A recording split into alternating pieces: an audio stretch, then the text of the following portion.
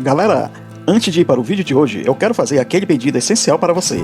Eu te convido a se inscrever e ativar as notificações para você não perder nenhum vídeo a partir de agora. E se puder deixar aquele like logo agora no começo do vídeo, eu agradeço, porque isso fortalece muito o meu trabalho e afinal de contas não custa nada para você, mas para mim tem um valor imenso. Dê essa força para o canal, pois estou contando com você.